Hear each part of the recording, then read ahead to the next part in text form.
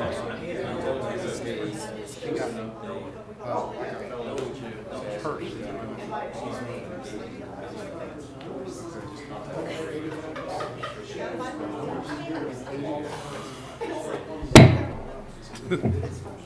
like to call to order the May 2nd, 2022 City Council meeting to order.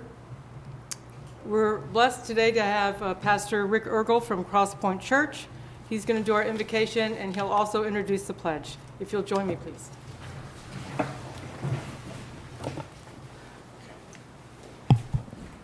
Let's pray.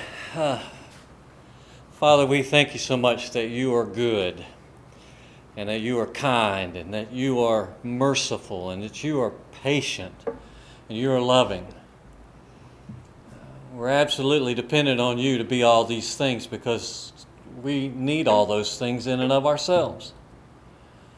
If we're going to be merciful to one another, Lord, we need to come to you for mercy. If we're going to be patient, we need to come for you for patience. If we're going to be kind and loving, we've got to come to you for it. And we know that you superabound in all those characteristics. And we thank you for that, Lord. We thank you for our little community here, the things that you have done in days past, the things that you purpose to do in days future. But for the right now, Lord, we thank you. We thank you for a beautiful day. We'd be so bold to ask for just some simple things for you, Lord, for some rain. You control the rain. We can't bring the rain. We had a nice little shower this morning, but Lord, we sure could use a good rain. It helps our little community here. Lord, we ask you to do amazing things. I ask you right now in this city council meeting to give our local leaders wisdom and discernment. In days past, as we examine your word, the leaders of past days needed those two things more than any other thing, and you give them liberally. So all of our council members, Lord, tonight and in days to come, may they have wisdom, not just smarts, not intelligence, but know how to do the right thing for the right reason at the right time. And discernment, Lord, to know what the right thing is to do at the right time for the right reasons.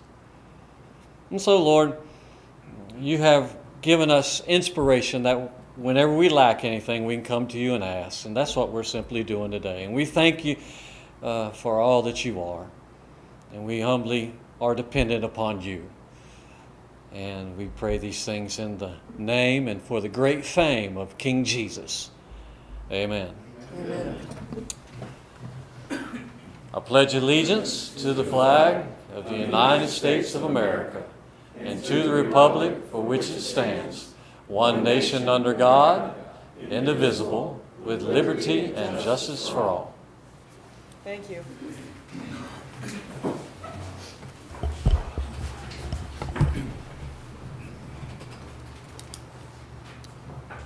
Ms. Rakowski, would you like to call roll, please?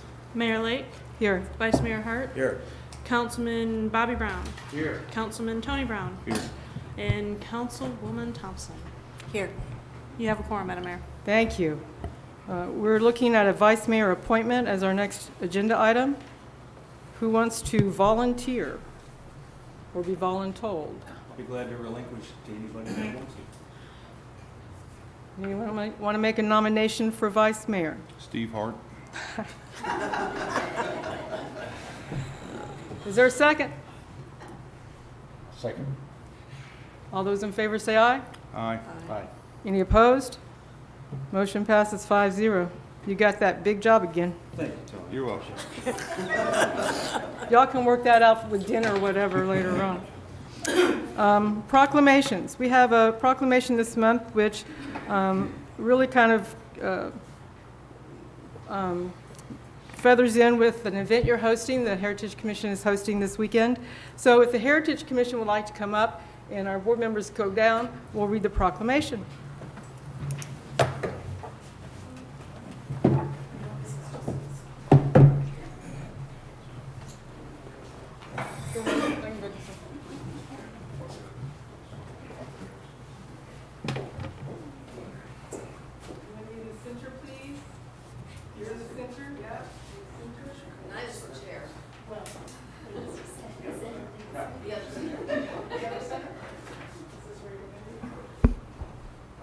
Okay.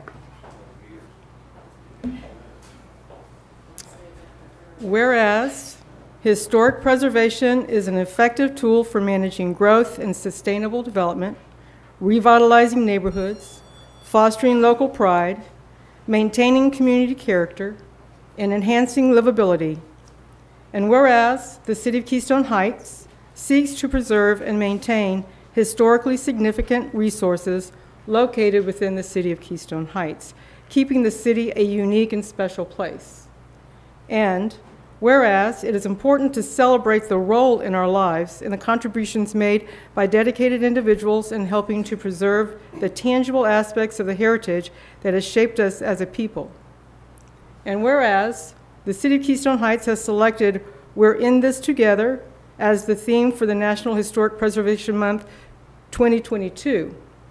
Now, therefore, the City of Keystone Heights City Council hereby proclaims the month of May 2022 as National Historic Preservation Month in the City of Keystone Heights and call upon the citizens and businesses of Keystone Heights and surrounding areas in recognizing and participating in this special observance. Adopted this second day of May 2022. Is there a motion by council? Is there a second? All in favor? We'd like to present you with this.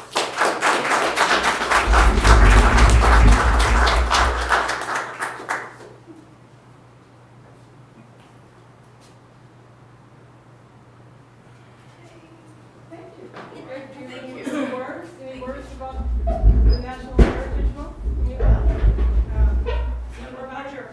Or about our event, right? Well, first of all, we are having our event this weekend on Saturday from 11 until 1. The first 50 mothers receive a rose, and we have like a little dessert thing for them. And they'll be sent on their way to visit 21 homes along the way, which we have marked with signage for them to find it. So we're really excited about it. Actually, we have 5 recently plaqued homes on the tour this year, which is going to be exciting. So we're looking forward to that event and for a good turnout, beautiful day. We have a lot of things planned for this year. Recently, I've uncovered that we have 69 homes that qualify that are 75 years and older. In Keystone, 10 of them are currently plaqued. So that means that they were here from 1921 to 1949. So that leaves us with around 58 or 9 homes that we're going to have on our laser focus to get them encouraged to become plaqued. So that'll be something we'll be working on in the next couple of months and into the next year or two.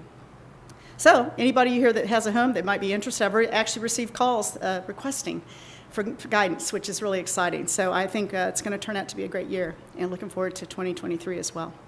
So thanks for your support.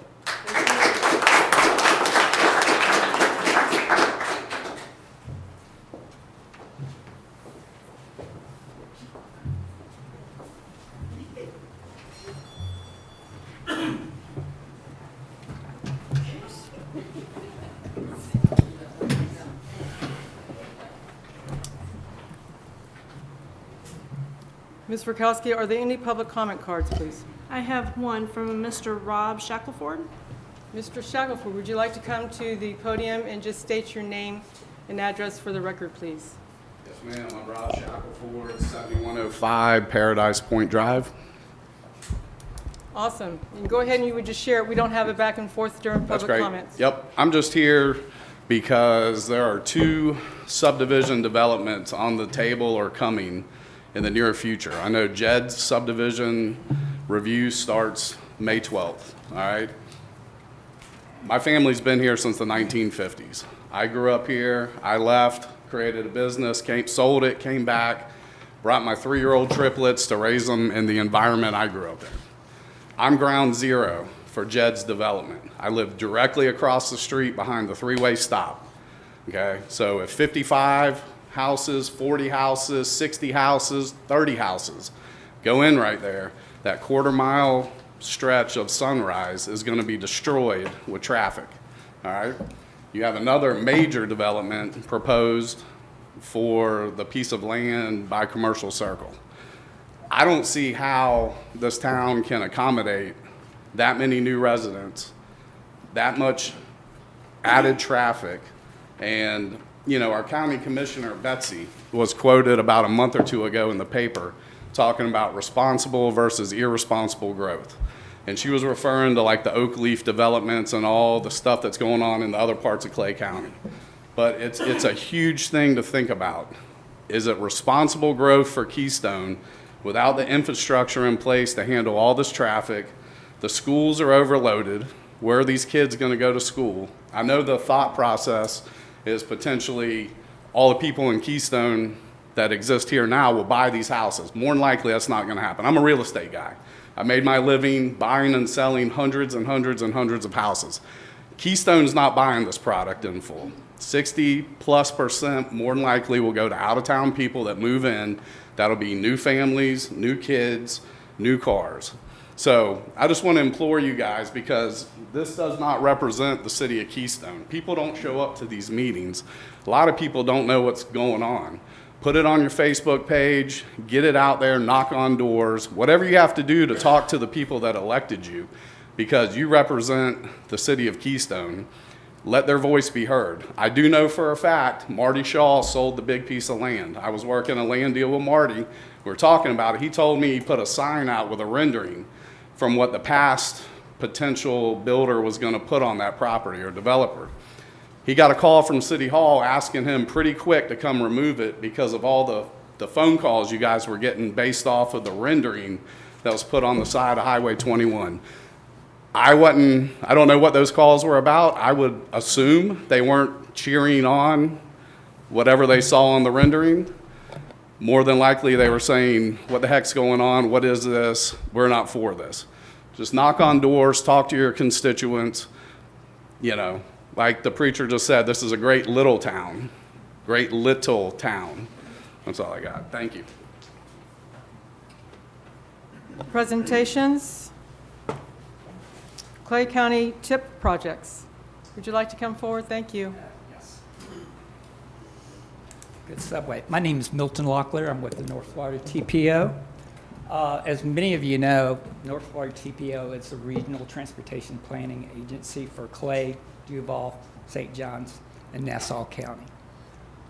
Tonight, I'm here just to give you a little snippet or parts of the TIP that would directly impact Keystone Heights. Next, please. One of the key responsibilities or key components of TIP is... Oh, I'm sorry. Okay. Okay, the TIP itself is developed annually. It's a transportation improvement program. In short, it's basically the transportation plan for the area, the short range. Next, please. One of the key components is what we look for when we put these plans together is get the public's input, if they agree. So several locations, and Keystone Heights is one of them, that we'll be making these presentations and going over these projects with. And your input is very important. So if you have any comments to make, please give them to me or send them in an email. Thank you. Next. Okay, we're going to be having a virtual public meeting May the 24th from 4:30 to 5:30 via our website, northfloridatpo.com. Next. We're seeking approval from our board on June the 9th at the North Florida TPO at 10 o'clock. We're located at 980 North Jefferson Street. Next, please. First project I'd like to mention to go over with you is Landing Boulevard at 21. This is basically, if I'm not mistaken, this is, again, I have my notes here in front of me. My vision is what I expect. But this is, I apologize, my vision is,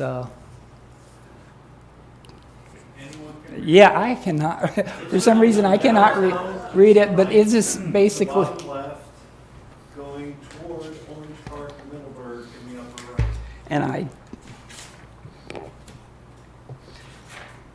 apologize, didn't realize. Mr. Locklear, if you would like to come, Mr. Locklear, if you would like to come sit over here, I can pull this up on my screen. Thank you. I apologize.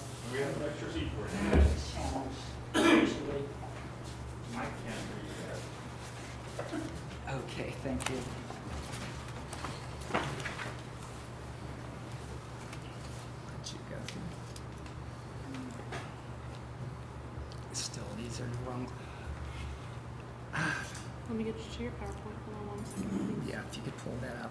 I need to- Rich, we have this on our computers if you want one of us to read it. Would that be helpful? 1 minute, we'll pull it up. Okay. Follow along. Okay. And I apologize for this interruption. I didn't realize, should have wanted there for a pair of glasses. Okay, this is Blanding Boulevard, State Road 21. This is from Brooklyn Bay Road to Cargo Way. It's roughly about a mile segment. It's basically a drainage improvements that we're looking at this particular time. Next, please. First Coast Expressway, SR 23. This is new road construction. Most of this is completed. We've already spent roughly about 213 million dollars has already been spent on this particular project. We're asking and adding another 2.7 million for years 22, 23. This is basically from the east end of 209 to north of SR 16. Next, please. This is SR 20, excuse me, this is First Coast Expressway, SR 23. Also, in this particular case, it's from north of SR 16 to north of Blanding Boulevard, State Road 21. Again, this is under construction. We've already spent, the DOT has already allocated over $244 million for this particular project. In 22, 23, adding another approximately $6 million to this project. Next, please. This is SR 23 again, basically from the east section of St. Johns County 16A, that little spur. Basically, this is the bridge itself. This is the funding. They're looking at this particular time, the total funding for this particular project is going to be a little over $284 million. Funding is started roughly about 472 in years 22 through 23.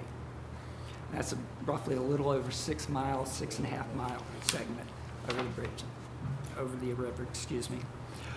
Next projects, if I may, I would like to ask a gentleman from the air park to come up here and help me with these particular projects because he knows more about it than I. The first project is air park design and construct hangar. It's roughly looking at approximately $550,000 in year 24 through 25. And this will be the design phase of this particular project for building an additional set of 10 unit T hangars. So this will be just the design phase for that. And that money is allocated for 2024-25. Next, please. This air park master plan update is approximately $650,000 in years 2025. Our master plan is, we're required to update that every 10 years. So this is why the money has been put in place for 24-25 timeframe that will correlate with when our existing master plan is up for updating. Can I ask a question? Sure. Why does it cost $650,000 to update a plan? It's pretty extensive. There's a lot of information the FAA requires from our engineering firm Okay. with respect to all of our properties because it addresses the whole airport facility, all 2,400 acres. So it's a very extensive document, a lot of airport layout drawings that are required from the FAA on all of our existing facilities that are there, and then anything that's planned out for at least 20 years. Strategically, the first 5 years are part of the plan, master plan, that will include projects that we all do in in conjunction with DOT. But in addition to that, there are other plans and projects that are put in place from a strategic standpoint for the later years of the master plan. So it's all requirements by the FAA. Okay, excellent. Next. This install a weather system. We presently have at the airport an automatic weather observation system, and that information is available for pilots who are flying in, as well as the data goes out to all the national weather services, so that anytime you look at the local news and you see a reference there to Keystone Heights, that information is coming from the airport automated weather observation system. You have a website for that too, don't you? We do, Yeah. and there's a phone number you can call in and listen to the audio as well.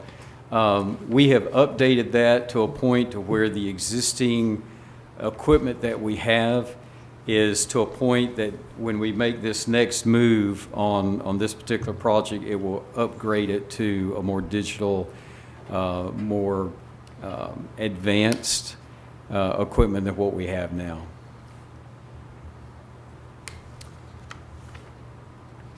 And I mentioned there, that's roughly about $300,000, I think you mentioned earlier.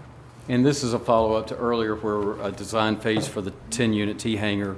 Then after the design phase, then we go into the actual construction phase, and that's that funding.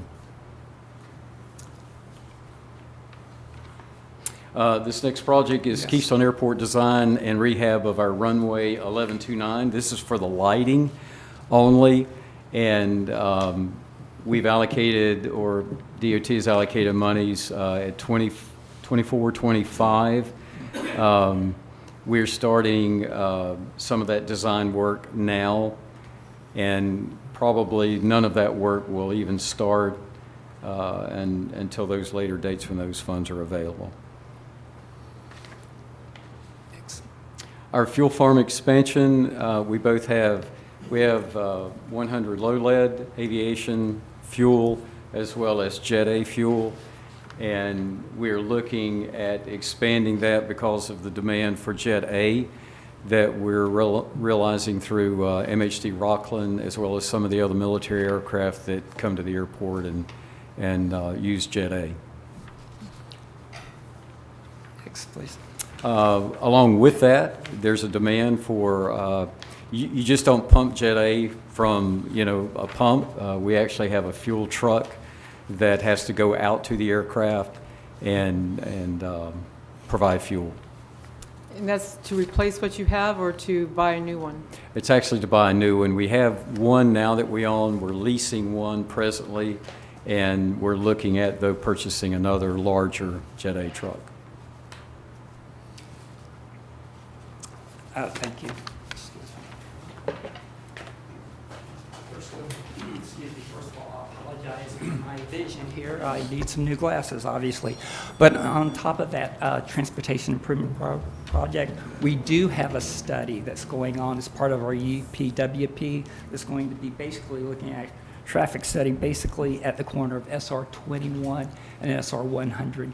Basically, some safety issues, is anything else we can do to improve that corridor in that particular area right downtown. Lynn, you have a comment to add to that? So this has not been placed on the Unified Work Program yet. It will be voted on, I believe, at possibly the May or even into the June meeting, but it's a request from council to improve that intersection, and so we took that to the TPO and asked for it to be on their list to fund the study, which is the first step to see what the traffic count, traffic crashes, and then just overall engineering of that corner. Once approved that it's on the Unified Work Program, then it will go into effect. I believe it's July 1st is the beginning of their fiscal year, so they anticipate starting the study in fall of 2022 with completion in 23 for a full report. And then we'll ask them back here to share that report with us. Thank you. And again, if any other comments or questions, please. Just one question. What's going to happen to the Shands Bridge once you build a new one? Quite frankly, it's definitely not going. I don't know. I Local can't answer. traffic, maybe? Not for auto. I know that it won't be auto. I don't know what they're going to do with the bridge, but I do know it's not for auto. The Shands Bridge. It's a safety issue, but I can look into that and see if it's going to be for another reason what they're going to utilize it for. But no, not for autos. Again, I apologize for the presentation. New glasses, I'll get them. Thank you very much. Chris, do you have any questions? Thank you very much. We're now to agenda item 4, 2 event applications, one from Answers. I don't see anyone here from Answers. Oh, I'm sorry. Come on, can you come forward? I don't think we've met. Hi, I'm Hillary. I'm Hillary Loper, the Director of Community Relations for Answers. Nice. Well, welcome. Thank you. I didn't know I was going to have to talk, but Does anyone have any questions about this event application that they want to ask of Ms. Hillary? No questions? Is there a motion to approve? So moved. And a second? Second. All those in favor say aye. Aye. Any opposed? Seeing none, motion passes 5-0. So you'll get the rest of the details from staff as you move forward. And welcome to the beach. thank you. And event B is the Lake Region Prosperity Partners event application. Ms. Evans, Good evening. good evening. Thank Welcome. you. Thank you very much. You've got our event application for the Lake Region Prosperity Partners. It is a council of the Clay County Chamber. Conversations began probably back in 2019 with many of you and business owners, and if y'all remember Annie Grogan from the SBDC, knowing that growth is coming to our area, whether we like it or not. So we want to maintain the unique and small qualities of our town while reacting to the growth that we know we are going to get. So getting conversations, it had to go on hold for a little while, 2020, 2021. We know the main reasons why, but we're extremely excited that in November of 2021, the Clay County Chamber of Commerce did approve a council with special accommodations for our Lake Region area, because we do know our businesses here are unique and need some special little benefits to it. We started having our meetings, our first meeting, our kickoff, I think almost all of you were there, January, and at Cedar River, which we had our meetings there through the end of March. We are super excited that in April we did have our first meeting at the pavilion, and the business owners that were there were extremely excited to be able to share in the new renovations that are there. And we're just looking forward, if this is granted, to continue our meetings there so we can help share that unique benefit of Clay County here in Keystone. With that, we would also like to implement, our timing of this is usually 5 to 6. We have our Clay Council leadership team show up, we regroup, make sure we've got everything planned, set up, those good things. Around 6 o'clock, people start showing up for registration. Many of you are familiar with the Northeast Florida League of Cities. We have kind of borrowed their term of the Attitude Adjustment Hour to help our businesses network and get to know each other, because we know there are many unique businesses that have some great qualities. A lot of our nonprofits show up. We want to share everything that they're doing to get them talking responsibly, meeting each other. After that Attitude Adjustment Hour, which we would need the alcohol permit for that, just beer and wine is what we have planned. Then we bring in a speaker or guest highlights, and we are usually there until about 7:30. So by the time we wrap up and clean up, we're out of there by 8, trying to leave it a better place than we showed up. Any questions, Ms. Evans? Sounds like it would be a fun group. You think you'll be done around 7:30? We definitely try. We have been done around 7:30 every time except for this last meeting. There were so many questions for the SBDC that we weren't out of there until about 8. The reason I ask is because the community band is probably going to be using the facility on Thursday evenings. That's great. If We could partner. if we conflict, you can partner, or if you're done about that time, we'll just do a tag team. I think that would be fantastic, and that's just another way that we highlight the unique things that we've got here in our area. Any other questions, Ms. Thompson? The only thing is you just, and I know you're aware of it, that's alcohol stays on the pavilion. It doesn't go out into the picnic area or anything like that, so. Yes, sir. And it's not to be sold, it's to be, No, and we have been Dispensed. very blessed. Many businesses so excited about being here to help doing this. We have found sponsors. So far, everything we've had, all of our food, all of our drinks, all of the business things, everything have been taken care of by sponsors, and we plan to keep it that way. Any other questions? Is there a motion to approve? I make a motion that we approve. Thank you. Is there a second? A second. Thank you. All those in favor say aye. Aye. aye. Any opposed?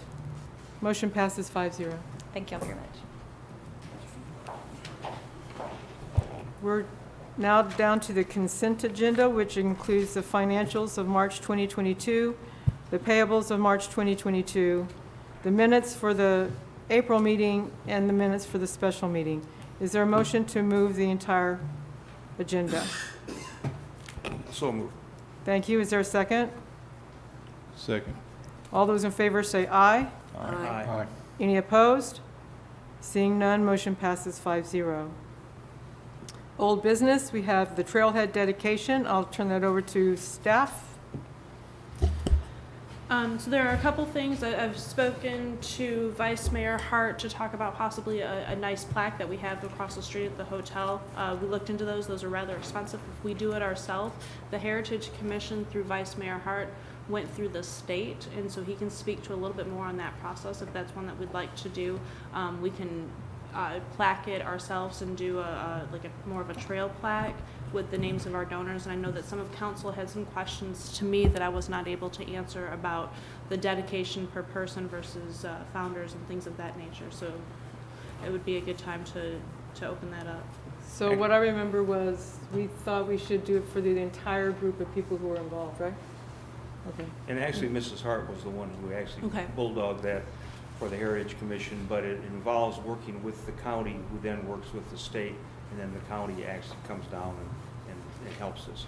It takes a little bit longer, but you end up with a very nice looking plaque. And I was thinking, if you could somehow tie railroad history in with the trail, and then that would kind of merge with the Heritage Commission's mission as well. And then it would be listed, if we do that route, we can have the names of all the founders that were included in our groundbreaking ceremony on that plaque, and it's something that's recognized through the state as a historical marker. Yeah, And or you could do a separate one with the names, because the Sure. plaque doesn't have a lot of space. So it's really up to the council, and if you want to go in that direction, if you want to schedule something, or what you want that event to look like to move forward. Well, Mr. Brown, I'm going to turn to Tony first. I agree with that way. Which way? The way of doing the founders Yeah. instead of just one person. Yeah. I like the idea of the plaque with the history, because of the train coming through town and all that. And I've spoken to Lynn.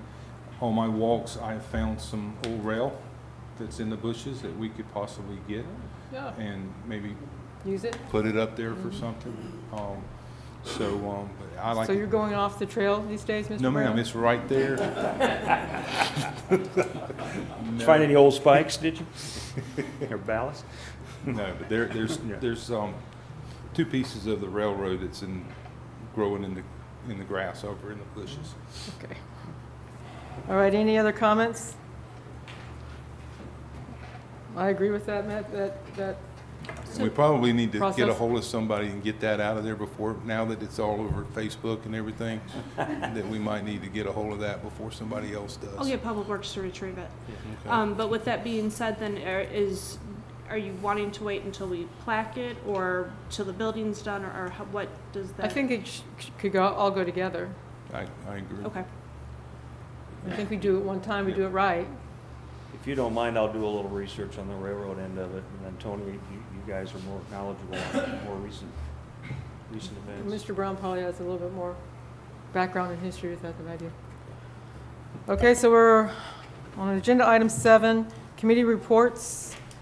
I see we have a budget and finance meeting now scheduled for May 20th at 9. Growth management. I'm going to speak a little bit to Mr. Shackelford's comments. We did have a growth management meeting, very, very good, very extensive meeting on April 25. And some of the issues that you mentioned, Mr. Shackelford, we did talk about. We have a very, very good group. I don't recall if you were there or not, but Carrie Collins, if you know Carrie, Vivian Katz-James, myself, Debbie Beals, who's here, and Keith Hatch. And we pretty well thoroughly talked about the Duck Row development, which is what you're talking about over in Sunrise.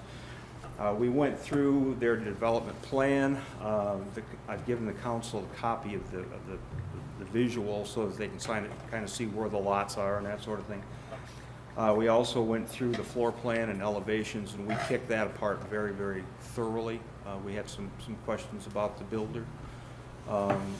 And we also went through about 78 pages or whatever it was of the HOA proposed regulations, and there were some very interesting things in there too, but it was thoroughly talked about. And the next step with the project is to go to planning and zoning. When is that planning and zoning meeting, Lynn? The planning and zoning meeting is May 19th. Okay. They actually will be taking a vote of some type about the project, and then it comes back to council. So it's not going to happen overnight, though I'm sure the developer would like that to happen. It's not going to. And by the way, did you get my email about? You did. Did you get your paperwork in? I have not yet. All right. Rob Shackelford has asked if he could be part of the planning and zoning, I think right now, or of growth management. Growth management, yeah. Yeah, and right now we're at 5. I don't think there are any vacancies, but certainly we'll consider it if there is one. The second thing we talked about was a proposed development being proposed by Mike Bell. It's basically the old St. Anne's property downtown. He's got some very innovative ideas. It would be mixed use, it'd be some retail, a little bit of residential, and he's just in the talking stage right now, but he's a very experienced engineer. He knows what he's doing, and I'm sure whatever he comes up with will be interesting, if nothing else. I've got some ideas about the parking, but we'll talk about that later. The third development is the 48-acre parcel that Jim Temple used to own. They've added land to it. That, here again, is just in the talking stage. We were talking about, again, a mixed-use type of thing with stores, and we talked about a public store and all that stuff. So it was very interesting. No decisions were made, but we did sort of like what our committee sort of liked what we heard, and we know that would be a quality subdivision if it were to go in, but nothing has been decided at this point. That's all I have. Okay. Thank you for the report. As the propeller turns. Good evening, Madam Mayor and Council. You should have a copy of ATPT. Our Air Ops Spring Gobbler Hunt was held March 25th through the 27th. Mr. Chad Rashar, one of our board members, has always headed that up, and he hosted 4 veterans and volunteers at this year's event. 3 past veterans returned to help also with the event. It was a very successful event with 4 gobblers being harvested. So went out and met a lot of the men, and it's always a great time to have our veterans for our spring gobbler hunt and our fall hunts that we have. Speaking of harvesting, Mr. Rashar also is our natural resources person on the board, and he's put together a 110-acre parcel for timber harvesting. This tree thinning project actually will assist in staying compliant with FDOT as it relates to airfield safety, and bids are due by May 19th. Sun and Fun, it's a large event, was held from April the 5th through the 10th. It's one of the largest air shows and fly-ins in the southern U.S. It's held annually at the Lakeland Airport. It's also known as the aviation season opener, or spring break for pilots. And as a result, we sold over 5,000 gallons of fuel that week. So we always look forward to having those transit pilots come through. Mrs. Searcy conducted 6 separate airport familiarization and emergency response training classes last week with both Clay and Bradford County first responders and law enforcement. This training is focused on familiarization of the airfield activity, access to the airfield, airport tenants, and our level of risks. This will be an annual training for both counties. Ms. Searcy is also working with both Bradford and Clay to conduct an aircraft crash and rescue training day later this year. Myself, Mrs. Searcy, and Ms. Rutowski, and our airport engineer, Bill Prang, we met with Clay County Commissioners Betsy Condon, Howard Wanamaker, Charlie Natham, and County Engineer Richard Smith last Friday to discuss what the top priorities are for the airport, as well as update them on current projects, such as our environmental assessment for the West Side Development project, as well as the CCUA feasibility study. We concluded by agreeing that meeting quarterly or sooner would be beneficial to all, as the airport development is a top priority to both counties. Our current projects that we have, we're in the design phase of the taxi lane rehab project. Construction will begin in January of '23. The design phase of Runway 1129 lighting project is ongoing, and construction is expected on that in early 2023 as well. We continue to support MHD Rockland and the P3s, and as a result, we have sold over 42,000 gallons of Jet A fuel since April the 1st. Any questions? I do have one. Okay. You want to go? You can go first. Did you ever hear from the real estate group from St. Augustine? No. No. No, ma'am. Okay. What day was the air show? Pardon me? The air show you were talking about? That was last month, okay. Yeah, The that other thing was- was the training for crash training and stuff. Will that be open to area fire departments or? I'm sorry, ask me again.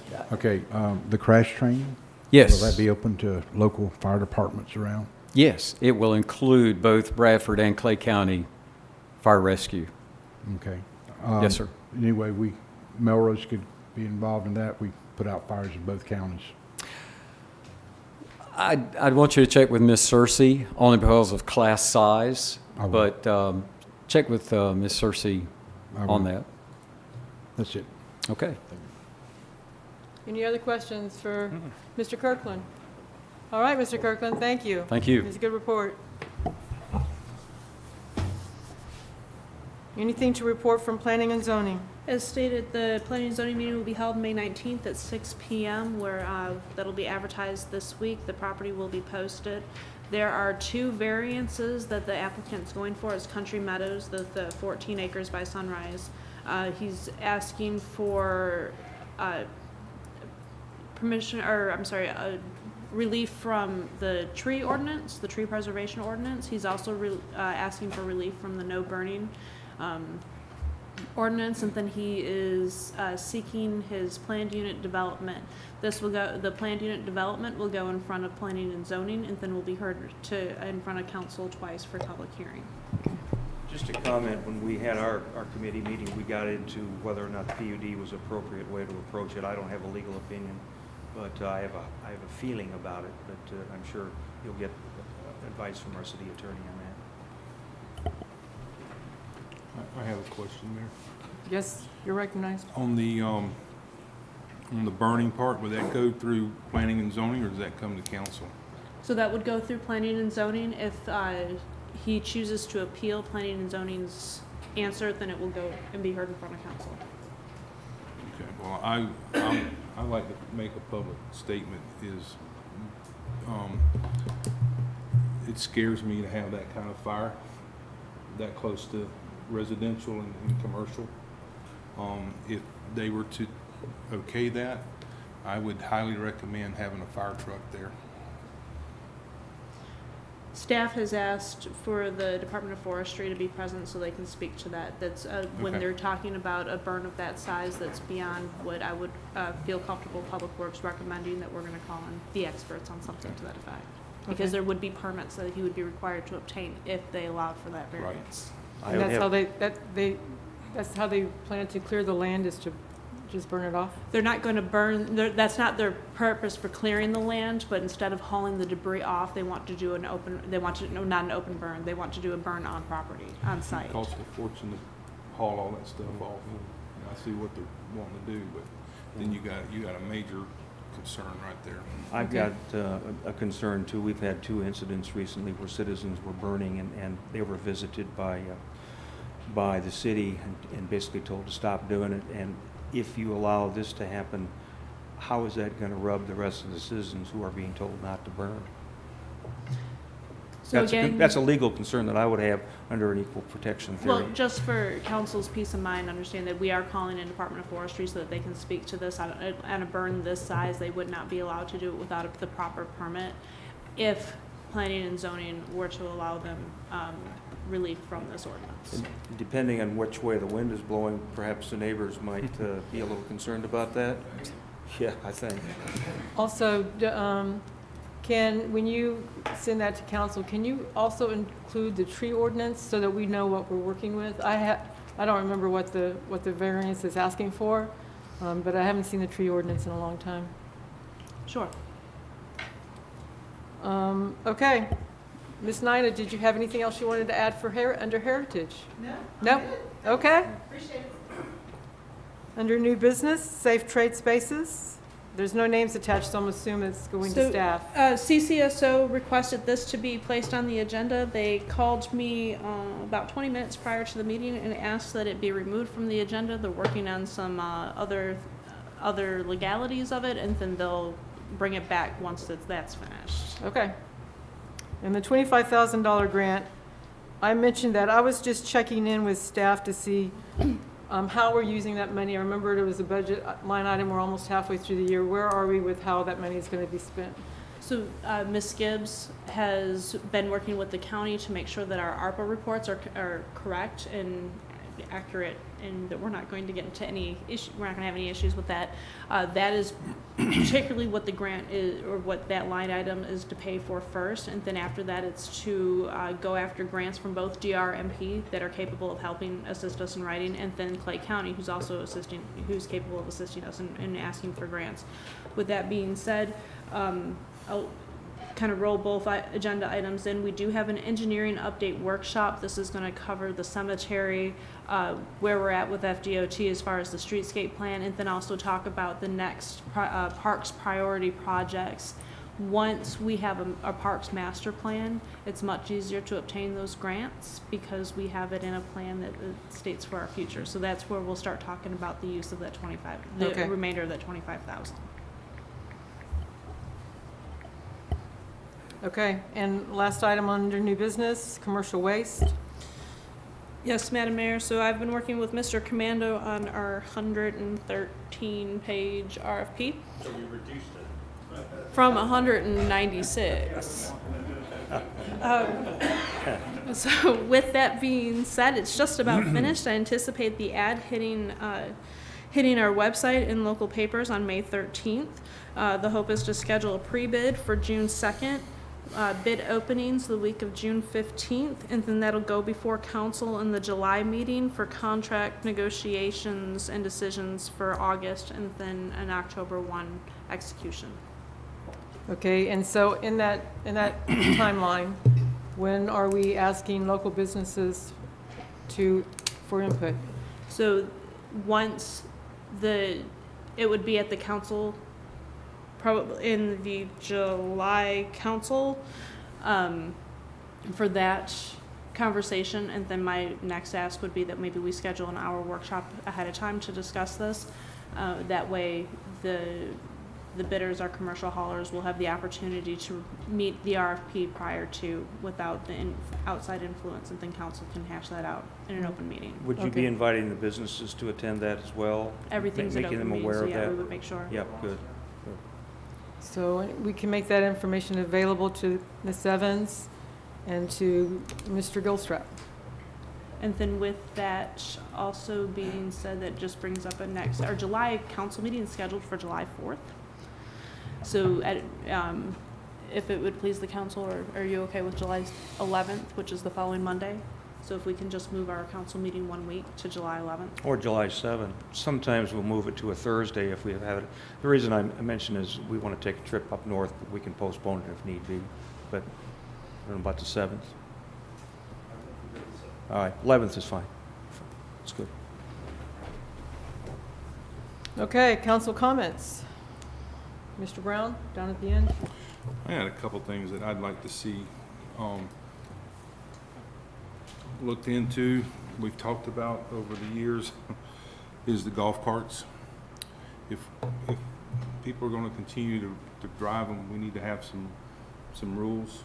I mean, I understand from the past we've gone down this road, and my understanding is they're not supposed to be on 21, and we looked at one time making a golf club community or whatever, golf cart community, and the state said they can't allow them to go across the road. Well, we gotta go across the road. But we do have those little blinking things, that, you know.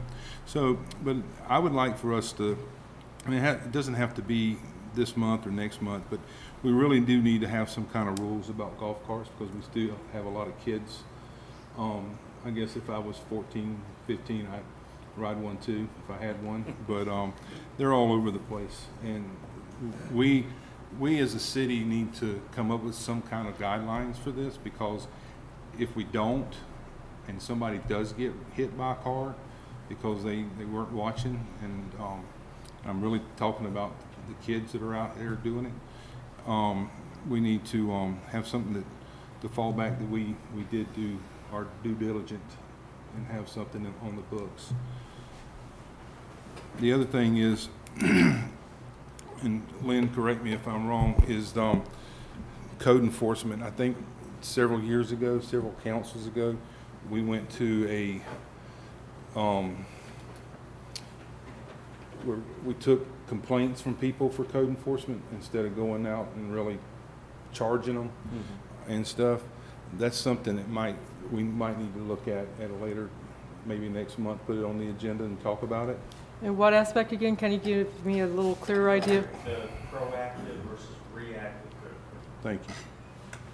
So right now, I think- reactive. yes. Go out looking for problems. Unless it's health and safety related. And so if there's the refrigerators or something to that effect that's health and safety that can harm individuals, then yes, you'll get code enforcement. Or if there's burning or something to that effect it affects the safety of the surrounding individuals. So, question, is it anonymous or not anonymous? Not anonymous, the law changed. The statute says you can't have anonymous code enforcement complaints. So, I mean, I don't mind being, if somebody wants to be anonymous, I don't mind being the person filling out the thing, the card. I know that Betsy Condon does it on her side as well. She just takes that burden off a person who would like to say something but does not. Well, I talked to a gentleman Saturday, and he was pretty hot, and he had every right to be hot. And I found out that the staff is on top of it, working on it, and it's just something that's been an issue over the years, and the staff is going to take care of it. Good. So, let's see. I'm sorry I'm taking so long, but Heritage, I'm sorry I'm not going to be here Saturday. I really want to, but I'm going to be in Virginia Beach packing my daughter up. And that's the last one on my agenda, Rebecca. Y'all listened to me for 3 years, and after tonight, you won't have to listen to me until she passes her bar exam. But when she texted me and I talked to her the other night, she took her last final exam. And I just want to thank everybody on council and staff and other people that have prayed her through law school.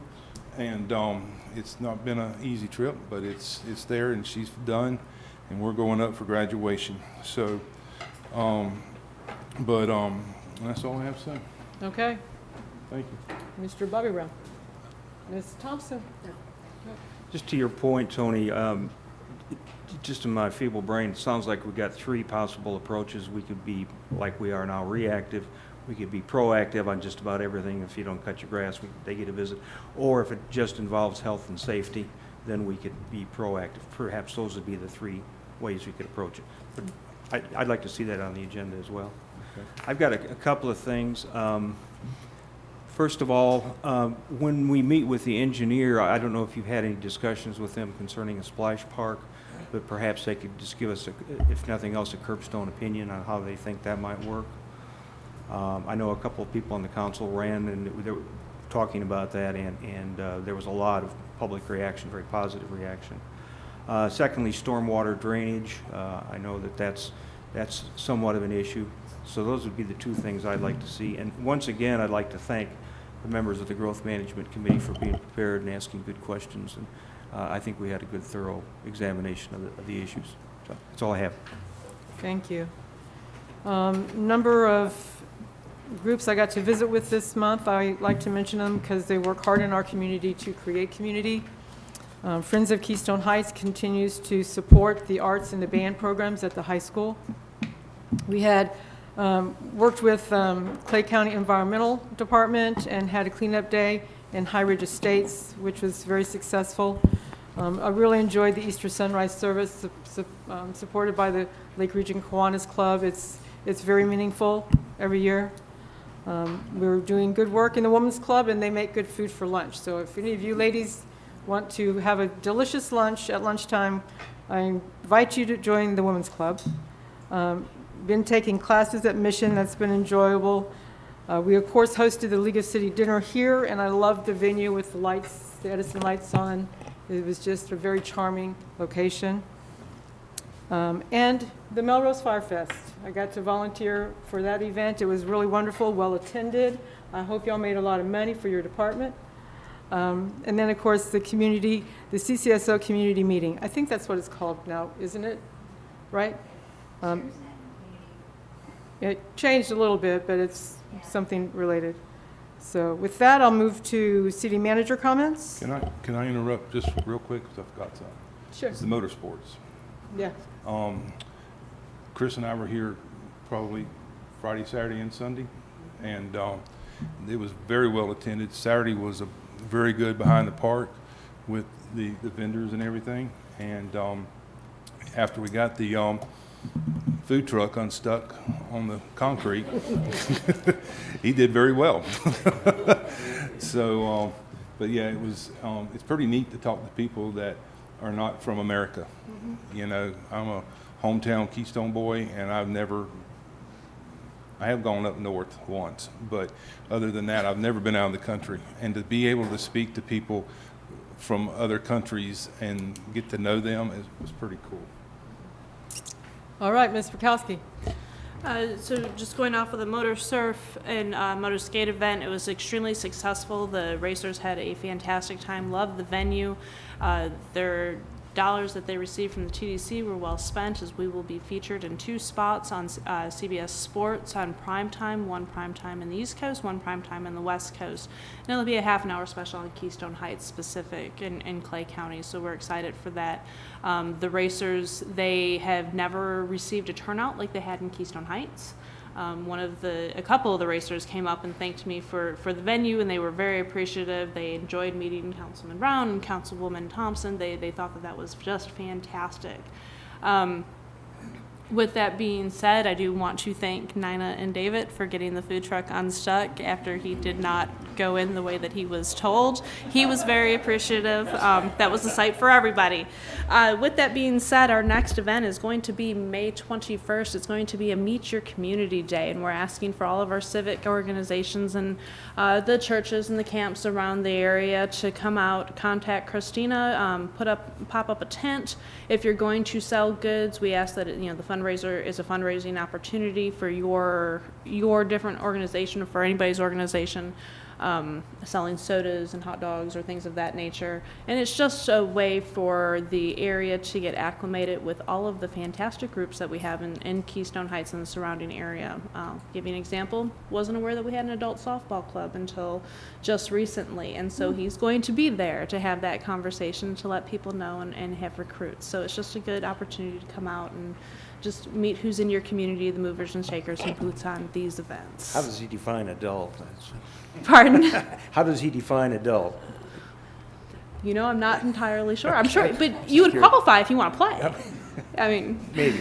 What was the day again? I didn't. The 21st. The 21st. Again, That was come my on question. out and have a conversation. Maybe. I keep my glove in the truck, but I just kind of in the way. Maybe a super senior league. What do you think about super senior? So with that, I want to give a shout out to Sheer Construction, because they put the beach down and did renovation in 37 working days. And so the picnic tables, the picnic area, we've got a couple of things. Like I did email, let you know that our fixtures for the restrooms are on back order, as well as additional railings. But they did a fantastic job. And then I'm moving over the timeline for the RFP, so that's all that I have. All right.